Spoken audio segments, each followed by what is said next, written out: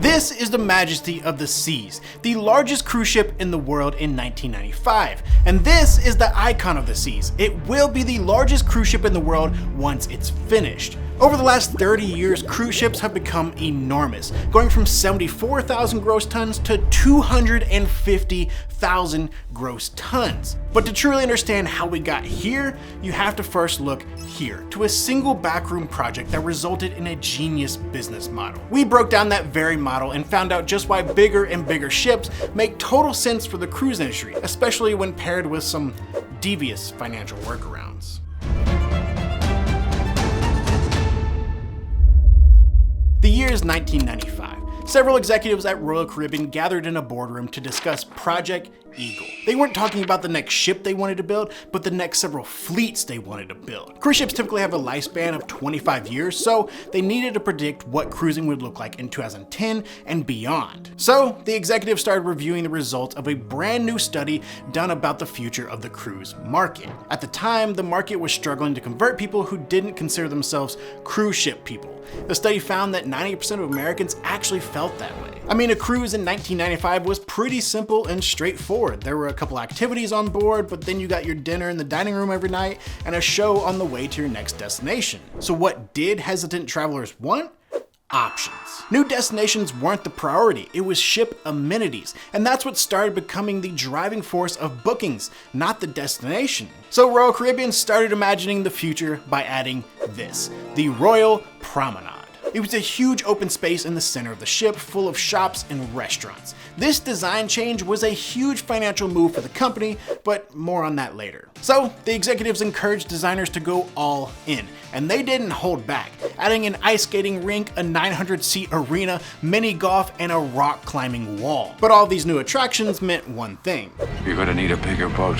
And after laying it all out, the ships came in at around 140,000 gross tons, 40% larger than they expected. This new fleet would become what is known as the Voyager class. Fittingly, the first of the class was the Voyager of the Seas, which set sail in 1998. For perspective, it was nearly double the weight and over 100 feet longer than the largest ship at the time, the Majesty of the Seas. And as the rest of the vessels in the class were completed, Royal started seeing huge returns from Project Eagle. From 1996 to 2002, revenue nearly tripled, going from 1.3 billion to 3.4 billion. Royal knew they had a winning recipe: more options. And with that in mind, in February of 2006, they placed an order for a new class, one that would dwarf the Voyager class. This was set to be a jaw-dropping fleet of ships. So jaw-dropping, it gained the official label as the world's largest cruise ships,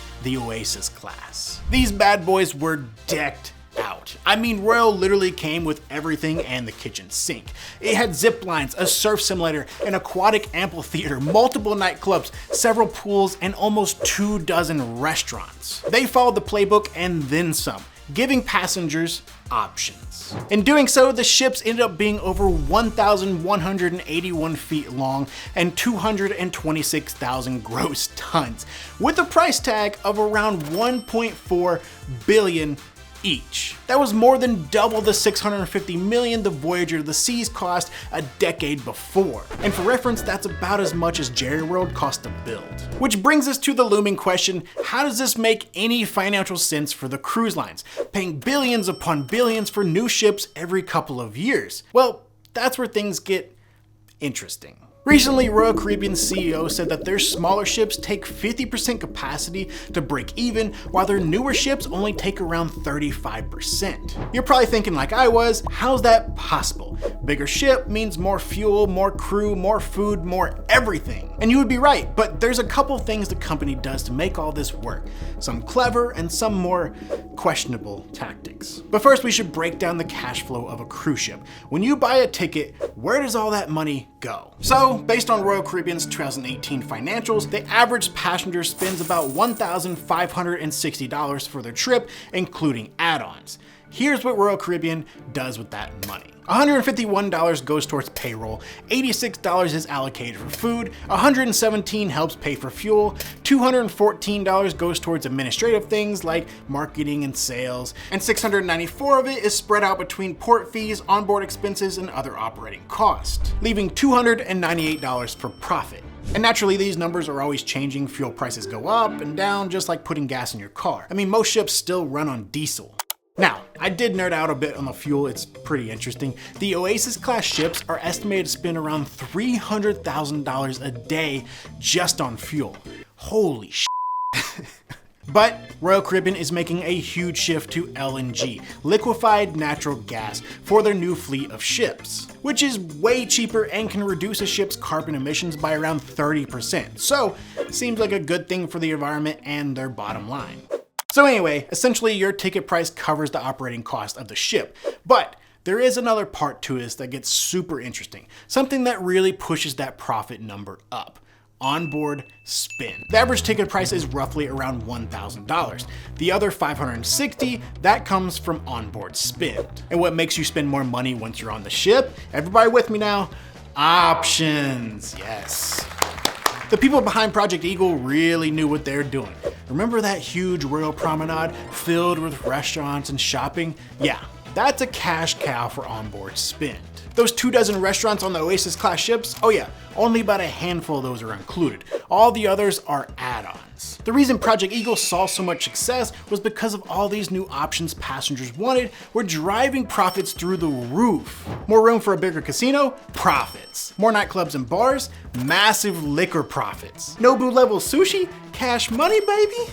Oof. I mean, look at this revenue graph from Royal Caribbean. From the inception of Project Eagle to now, they've had almost record-setting revenue every year. Obviously, the 2008 financial crisis and coronavirus hurt, but look at 2019. They did $10.9 billion in revenue. These companies were making and are making money hand over fist. No wonder they were balling out with billion-dollar ships every other year. But there is something else to these numbers. Cruise ships are a bit sneaky with how they operate. You see, even though the US is the largest cruise ship market in the world, almost all major cruise ships are registered, or as they call it, flagged in foreign countries. Many are flagged in Panama, Bahamas, and Liberia. Why? Well, a couple of reasons. First and foremost, taxes. This is a major reason cruise ship companies can stay afloat and keep expanding. If they were US registered ships, they would be paying the 21% corporate tax rate, essentially erasing that onboard spend profit they had just made from their fancy steakhouses in the casino. Carnival would have paid around $600 million in corporate taxes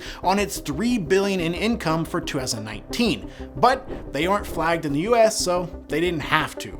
Most cruise companies are paying as little as 1.4% tax rate while being flagged in foreign countries. This is saving them quite literally hundreds of millions of dollars. So bigger boats drive bigger profits, well, those bigger boats mean another thing: bigger crews. With ships being registered to other countries, it also means they don't have to adhere to US labor laws. Only about 5% of cruise ship employees are American. And since the other 95% aren't, it means they don't have to take into consideration the federal minimum wage of $7.25. Many low-level workers make $2 to $3 an hour. Dishwashers, barbacks, kitchen prep all get by working very long hours with very little pay, helping the ship cut operating costs down to help drive up the profit margins. In the same way they use mostly foreign crews to operate, they use foreign shipyards to build these modern marvels. These billion-dollar behemoths would end up costing 2 to 3 times more if they were built in the US. From material cost to labor cost, it just doesn't make financial sense to build here in the US. So if you sense a theme here, it's that the cruise industry wants nothing to do with anything the US has to offer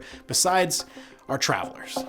The final question we're probably all thinking: how much bigger can cruise ships get? Well, if it were up to the cruise industry, as big as physics lets them, or as Project Eagle outlined, as many options as they can fill the ship with. But the real answer is pretty simple actually: as big as ports can hold. Royal Caribbean has unveiled their brand new Icon class ships, with Icon of the Seas ready to set sail in early 2024, coming in at 250,000 gross tons, costing them over $2 billion to build.